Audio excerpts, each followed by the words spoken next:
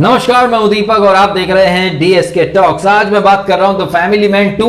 इस फिल्म, ये web series जो है, इसकी डिटेल में जरा एनालिसिस विश्लेषण इस फिल्म वेब सीरीज का हम करते हैं। इस वेब सीरीज का जो नाम है द फैमिली मैन 2, इसकी जगह इसका नाम होना चाहिए था श्रीकांत तिवारी सब पर भारी पार्ट 2, क्योंकि यहाँ जितने भी अटैक्स वगैरह ये प्लान हो रहे हैं, कहीं ना कहीं श्रीकांत तिवारी अकेला ही सारी चीजों को फेल कर सकता है। एक पूरी टीम जो काम नहीं कर पाती है वो श्रीकांत तिवारी का माइंड, और उनके साथ एक चेलम सर है। अब उनका क्या, क्योंकि चेलम साहब जो है वो ओमनी प्रेजेंट है, वो हर जगह पहुंच जाते हैं और इंफॉर्मेशन सिर्फ तिवारी भैया को देते हैं, श्रीकांत तिवारी को। श्रीकांत तिवारी यानी मनोज वाजपेयी, जो कि एक सीरीज यानी फर्स्ट सीजन में ये जो task threat analysis surveillance cell करके कुछ है, अब यहां पर ये इसका नाम टास्क दिया गया, जो कि एक थ्रेट्स मतलब किसी अटैक को या कोई एंटी इंडियन एक्टिविटी को पहले से ही भांप कर उसे एक बड़े अटैक में तब्दील होने से रोकने की भर भर के कोशिश करते हैं। ये कुछ आपको सुना सुना है नहीं लगता? एक वूट पर वेब सीरीज का मैंने ट्रेलर देखा यूट्यूब पर, उसका नाम है क्रैकडाउन। वहां पर भी डीयू करके एजेंसी है जो कि थ्रेट को एलिमिनेट कर देती ताकि जो आतंकवादी ग्रुप्स हैं वो अटैक वगैरह ना कर पाए। ऐसा ही कुछ काम यहाँ टास्क का है, ऐसा ही कुछ ऑपरेशन कोबरा करके, ऐसी कुछ एकता टाइगर, बहुत सारी जगह ये सब चीजें होंगी जहां पर आतंकवादियों के अगेंस्ट हमारे एजेंट खड़े हो जाते हैं और पूरी मिलिट्री, पूरा सिस्टम साइड में रह जाता है। एक हमारा जो हीरो होता है वो अकेला ही पूरी थ्रेट को एलिमिनेट कर देता है। ये देखा दिखाया रचा रचाया प्लॉट आपने बहुत दफे देखा होगा। एक 2002 की फिल्म है 16 दिसंबर, जिसमें मिलिंद सोमन भी है, डैनी भी है, दीपानेंद्र शर्मा, और उसमें सुशांत सिंह राजपूत नहीं, प्रजनन एनआरसी डिटेंशन सेंटर में प्रजनन का अधिकार मिलना चाहिए आदमी औरतों को, इसकी वकालत करने वाले सुशांत सिंह भी उस फिल्म में है। और उस फिल्म में भी यही प्लॉट था जो कि यहाँ पर आपको द फैमिली मैन में दिख रहा है। वहां पर भी आतंकवादियों का जो मंसूबा उसको नाकाम करने की कोशिश में सब लोग लगे रहते हैं। तो ये जो पुरानी शराब है, इसे नई बोतल में डालकर फिर आपके सामने प्रस्तुत कर दिया गया है। फर्क बस इतना है कि ओटीटी पर कोई सेंसरशिप नहीं है, तो यहां पर वही पुरानी शराब, वही बासी खाना, उसमें थोड़ा सा इंटीमेट सीन्स का, किसिंग का और गाली गलौज का तड़का मार दो। गाली गलौज से याद आया, आपने एक वेब सीरीज देखी होगी असुर, जिसमें अरशद वारसी भी है। असुर एक बेहद उम्दा वेब सीरीज है, वो मैंने बहुत कम वेब सीरीज देखी है, लेकिन बस असुर मुझे बहुत ज्यादा अच्छी लगी, अदरवाइज सारी घिसी पिटी ढर्रे पर चलने वाली है। असुर जो कि बहुत ही इंटेंस और काफी अच्छी वेब सीरीज थी, उसमें ह्यूमर का तड़का लगाया था शारिब हाशमी ने, जो कि सीबीआई के एक जूनियर ऑफिसर ही थे, इन्वेस्टिगेशन करते थे, लेकिन बात बात पे गालियां देते थे, बात बात पे वन लाइनर देते थे। उनका वो अंदाज लोगों को बहुत पसंद आया। वही अंदाज family man 1 and family man 2 में भी है। जेके और यहाँ पर श्रीकांत तिवारी की जोड़ी जमती है।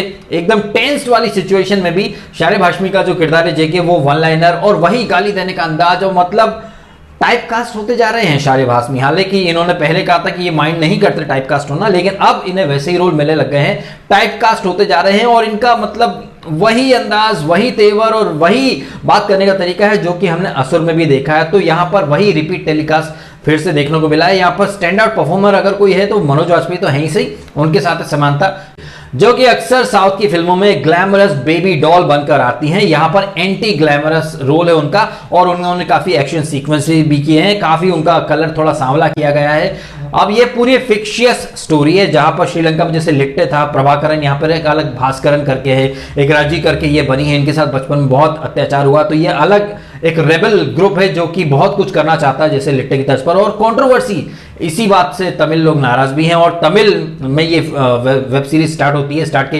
10-15 मिनट एक बिल्टअप है, कैसे सब तमिल में बातचीत कर रहे हैं। हिंदी ऑडियंस बड़ी कंफ्यूज हो जाती है कि सीन देखें या सबटाइटल पढ़ें, सीन देखें सबटाइटल पढ़ें, ऊपर नीचे होता रहता है। तो यहां पर ये जो वेब सीरीज है, इसको भर भर के प्रेस किया जा रहा है, तारीफें की जा रही हैं। ऑब्वियसली लिबरल मीडिया एकदम जान लुटा रहा है इस वेब सीरीज के ऊपर।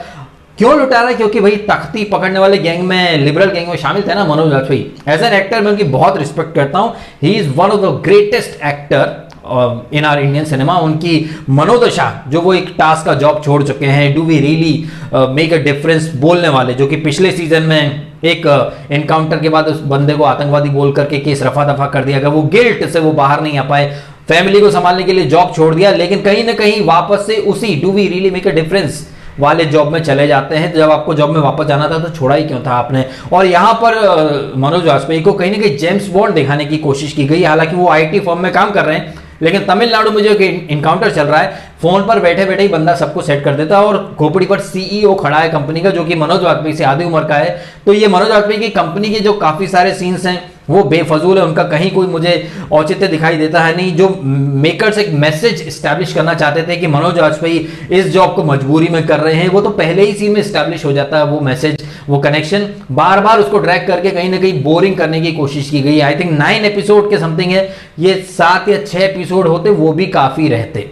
अब हम वो बात कर लेते हैं जिसकी वजह से ये वेब सीरीज इतनी ज्यादा पॉपुलर हो रही है। इस वेब सीरीज के अंदर एक लव जिहाद का एलिमेंट है, जो कि पाकिस्तान के आईएसआई वाले श्रीलंकन रेबल से मिलकर एक प्लॉट तैयार करते हैं। ऐसा लग रहा है कि आईएसआई इंडिया के नहीं, श्रीकांत तिवारी के अगेंस्ट है। श्रीकांत तिवारी की लड़की जो बनी धृति, उसको एक लड़का पटा लेता है और कल्याण नाम से, बट एक्चुअली में उसका नाम है सलमान। तो यहाँ लव जिहाद का जो एलिमेंट है, जिसके ऊपर राना अयूब जैसे पत्रकार, उन्हें तो हर जगह इस्लामोफोबिया दिखता है। तांडव वेब सीरीज में जब हिंदू कम्युनिटी को कहीं ना कहीं ट्रैक किया गया, तब ये लोग फ्रीडम ऑफ एक्सप्रेशन या फ्रीडम ऑफ स्पीच की बात कर रहे थे। अब यहां पर मैं अमेज़न की बढ़िया मार्केटिंग स्ट्रेटजी को मतलब अप्रिशिएट करना चाहूंगा। तांडव के टाइम पर उन्होंने हिंदू कम्युनिटी को कहीं ना कहीं टारगेट किया, कंट्रोवर्सी हुई, वेब सीरीज बहुत फेमस हो गई। यहां उन्होंने लव जिहाद का एंगल डालकर कहीं ना कहीं मुस्लिम कम्युनिटी को टारगेट किया, और बहुत सारे लोग इस वेब सीरीज के खिलाफ आंदोलन कर रहे हैं। सोशल मीडिया पे काफी बातें भी हो रही हैं कि बताओ इस्लामोफोबिया प्रमोट हो रहा है, ये हो रहा है, वो हो रहा है। तो अमेज़न को अपना कंटेंट, क्योंकि भैया कोई कंटेंट नया तो है नहीं, ऐसी कंटेंट पर, जासूसी कंटेंट पर बहुत फिल्में बन चुकी हैं। बस होता क्या है, किरदार बदल जाते हैं, यहाँ पर गाली गलौज डाल दी जाती है, फोकड़ के किसिंग सीन डाल दी जाते हैं। पहला सीजन जो था द फैमिली मैन का, वो कश्मीर लद्दाख मतलब नॉर्दर्न इंडिया में था, ये साउथ इंडिया में है। और तीसरा सीजन आएगा जिसके बारे में ऑलरेडी झलक मिल चुकी कि वो चाइना के ऊपर होगा। तो नॉर्थ ईस्ट, मतलब पहले नॉर्थ, अब साउथ, फिर अब ईस्ट में जाएंगे। और जो सीजन 4 आएगा शायद वो गुजरात या राजस्थान में शूट किया जाएगा।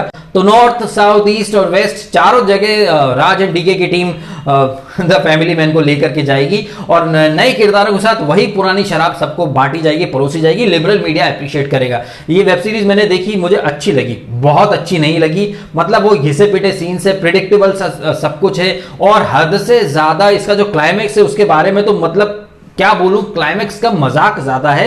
एक घास का जो गट्ठर होता है, जो एक माचिस की तीली से जल जाए, जिसमें पत्थर मारो तो वो घास के गट्ठर को चीर के पत्थर निकल जाएगा। घास के जो भूसे के जो ढेर होते हैं, उनकी शेड में ये टास्क के लोग या फिर रेबल्स छुपते हैं। मतलब जो बंदूक है, जो बड़ी बड़ी गोलियां चल रही हैं, गोलीबारी चल रही है, गोलियां इतनी कमजोर हैं कि घास के ढेर को चीर नहीं पाएंगे, और उसकी शेड में जो बंदा या बंदी बैठा है उसको लग नहीं पाएंगे। मतलब अब बुलेट प्रूफ जैकेट, दीवारें, ईंट पत्थर की दीवारें या लोहे के दरवाजे, क्या करें, जॉब छोड़ दें?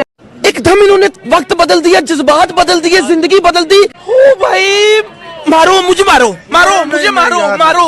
नहीं, ये मजाक हो रहा है, एक सेकंड यार, मजाक। यहां पर मैं समझ रहा हूं कि बहुत ज्यादा एक्सपेरिमेंट करने के चक्कर में, बहुत ज्यादा रियलिस्टिक अप्रोच देने के चक्कर में क्लाइमेक्स का बेड़ा गर्क कर दिया गया।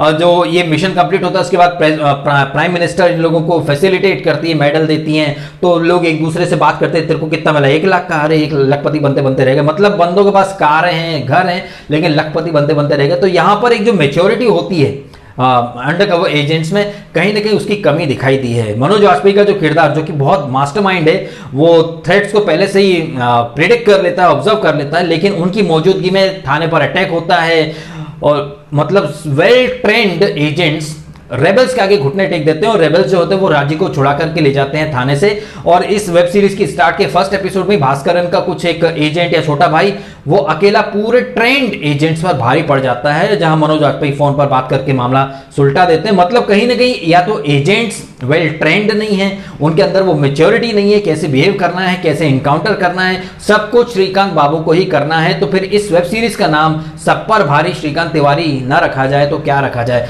श्रीकांत तिवारी वैसे इंडिया को बचाना चाहते हैं, लेकिन उनकी खुद की बेटी एक लव जिहाद के एंगल में फंस जाती है। अब उनकी बीवी का भी, अरविंद, जो कि शरद केलकर का किरदार है, उसके साथ क्या कनेक्शन है वो अगली सीरीज में देखने को मिलेगा। तो कहीं ना कहीं इन्हें जेम्स बॉन्ड दिखाने के चक्कर में इनके जो घर के अंदर सीन चल रहा है उसको ये नहीं टटोल पाते हैं, उसको एनालाइज नहीं कर पाते हैं, उन थ्रेट्स को, अपने फैमिली के ऊपर जो थ्रेट्स है उसके बारे में ये नहीं, कुछ भी नहीं कर पाते हैं। बहुत ही मतलब एक ऐसा किरदार दिया गया जिसका सारा फोकस सिर्फ भारत को खतरे से बचाने में, लेकिन खुद की फैमिली जो गलत रास्ते पर जा रही है, बीवी क्या कर रही है, बेटी क्या कर रही है, बेटा क्या कर रहा है, इस पर इनका इतना ध्यान नहीं गया है। ऐसे में चिराग तले अंधेरा वाला लॉजिक एप्लीकेबल होता है श्रीकांत तिवारी के किरदार के ऊपर। और आसिफ बसरा साहब, जो कि अभी कुछ टाइम पहले उन्होंने सुसाइड कर ली, वो हमें इस फिल्म में दिखाई देते हैं एक लालची डॉक्टर के किरदार में, जो कि 3,000 की जगह 5,000 फीस चार्ज करता है और बकवास टाइप के, मतलब गाली गलौच वहां पर जानबूझकर ठूसी गई है। ऐसा लग रहा है कि मेकर्स ओटीटी पर जो फ्रीडम मिली है उसे इनकैश करना चाहते हैं, क्योंकि वहां कोई सेंसरशिप होती नहीं है। तो ऐसे सीन जहां शायद गाली देने की जरूरत नहीं थी, वहां पर भी वो किरदार गालियां देते पाए जाते हैं। तो इसे आई थिंक ओटीटी की जो आज़ादी है इसका कहीं ना कहीं बहुत गलत फायदा उठाया जा रहा है, ऐसा मुझे लग रहा है। बाकी जो डायरेक्टर है राजन डीके, उन्होंने आइडिया बहुत अच्छा सोचा, खामखा में ड्रैग किया गया है। कैमरा वर्क काफी अच्छा है, काफी लंबे लंबे शॉट्स हैं जो कि देखने में अच्छे लगते हैं, लेकिन एक टाइम के बाद ये बहुत प्रिडिक्टेबल हो जाता है। ऐसा लगता है ये सारी चीजें हमने देखी हैं। मैंने कुछ वेब सीरीज के नाम दिए, जैसे कि ऑपरेशन कोबरा या क्रैकडाउन या बेबी पिक्चर, या फिर वो 2002 की 16 दिसंबर, ये सब कुछ देखा दिखाया, इसमें कुछ भी नया नहीं है। कुछ नया है तो बस ये है कि तमाम फिल्मों में जो एजेंट्स होते हैं वो बैचलर होते हैं, या फिर बेबी में शादीशुदा भी था। यहाँ पर वही मिडिल क्लास की कुछ परेशानियां डाल दी गई हैं, प्लस गालियों का और सेक्स का तड़का मार करके आपके सामने वही चीज रख दी गई है। शारे भासमी जो काम असुर में करते थे वो यहाँ पर भी कर रहे हैं, वो टाइपकास्ट होते जा रहे हैं। अब राजन डी के एक और वेब सीरीज बना रहे हैं शाहिद कपूर के साथ, उसके बाद फैमिली मैन सीजन 3 शुरू होगा, जहां पर यही सब कुछ प्लॉट होगा। ऐसे ही कुछ आतंकवादी होंगे जो कि अब चाइना के थ्रू इंडिया में वायरस डालने वाले होंगे, तो बायो वॉर ऐसा कुछ हो सकता है जिसके ऊपर ये लोग काम करेंगे सीजन 3 में। उसके बाद सीजन 4 वगैरह आता रहेगा। तो ये है एक मेरा पूरा reaction about family man season 2, जो कि ठीक ठाक है, कोई बहुत आउट ऑफ द बॉक्स वाला या ऐसी कोई चीज जो हमने पहले नहीं देखी हो, ऐसा कुछ भी नहीं है। यहाँ सारी चीजें बहुत ही प्रिडिक्टेबल हैं और काफी बार तो बहुत ज्यादा बोरिंग भी लगती हैं, या आप इजीली प्रिडिक्ट कर सकते हैं। पर होता क्या है, जैसे डेली शोज या जो टीवी सीरियल होते हैं ना, जहां पर पूरे सीरियल बकवास रहता है, लेकिन आखिरी के जो 2 मिनट होते हैं वहां दरवाजे की घंटी बजती है, धूमता नन्ना आवाज आती है, लड़के दरवाजा खोलती है और आप कौन, और अगले एपिसोड में पता चलता है कि दूध वाला खड़ा था दरवाजे के बाहर। तो ऐसा ही कुछ है इन वेब सीरीज के अंदर। और जो मेरा एक इन वेब सीरीज के बारे में ऑब्जर्वेशन है कि ये वही रात का जो बासी खाना होता है सवेरे गर्म करके आपको चिपका दिया जाता है, तो इन वेब सीरीज में वही हो रहा है। पुरानी शराब नई बोतल में, बासी खाना एकदम नए पैकेज में रखकर आपको परोस दिया जा रहा है, नए नामों के साथ, नए किरदारों के साथ, कहानी वही, वेब सीरीज नई वाले अंदाज में ये सब चल रहा है। तो ये है मेरा review about this web series family man, जहां पर कि समांता ने बहुत ज्यादा इंप्रेस किया है और मनोज वाजपेयी तो अपने आप में लेजेंडरी परफॉर्मर हैं, बट आई थिंक बहुत रिपीटेटिव होता जाएगा अगर वो ऐसे ही किरदार करते चले जाएंगे। तो ये मैं उनके परफॉर्मेंस के हिसाब से नहीं बोल रहा हूँ, क्योंकि एक वन डायमेंशनल रोल करते रह जाएंगे तो फिर वैसे ही जैसे शारे भासमी को एक जैसे रोल मिल रहे हैं तो मनोज को भी शायद फिर वैसे ही मिलते रहे। तो ये है मेरा reaction about this web series. अच्छी है, ठीक ठाक है, कोई बहुत ज्यादा अच्छी नहीं है जिसके बारे में बहुत ज्यादा, जिस तरह से बहुत कसीदे पड़े जा रहे हैं, बहुत ज्यादा तारीफें हो रही हैं, ऐसा मुझे तो देखने में कुछ नहीं मिला।